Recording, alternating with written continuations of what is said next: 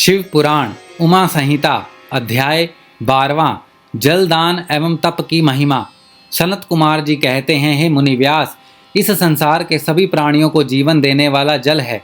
जो मनुष्य पीने के जल के लिए कुआं खोदते हैं उनका आधा पाप नष्ट हो जाता है।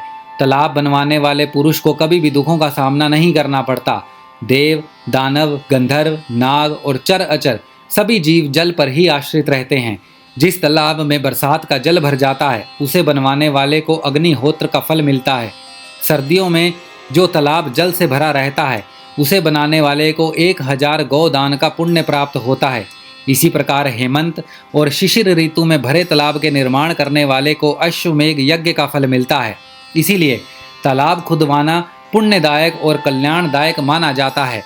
इसी प्रकार मार्ग में वृक्ष और बगीचे लगवाने वाले प्राणियों के पूरे वंश का उद्धार हो जाता है।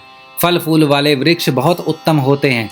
फूलों से देवता, फलों से पितृगण एवं उनकी छाया से वहां से आने जाने वाले राहगीरों को राहत मिलती है।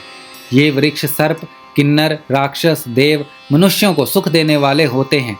इस संसार के सत्य को सबसे उत्तम कहा गया है। यही सत्य ब्रह्म, तप, यज्ञ, शास्त्र, चेतन, धैर्य, देवता, ऋषि, पितरों का पूजन, जल, विद्यादान, ब्रह्मचार्य, परम पद सभी सत्य रूप हैं। सत्यभाषी मनुष्य तपस्वी, सत्य धर्म का अनुसरण करने वाला सिद्ध पुरुष होता है।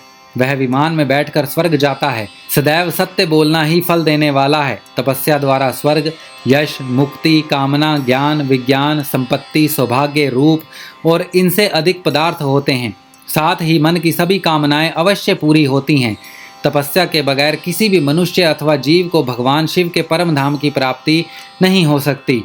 शुद्ध हृदय से त्रिलोकीनाथ भक्त वत्सल देवादिदेव महादेव की तपस्या करने से ब्रह्म हत्या जैसे महापाप से भी मुक्ति मिल सकती है।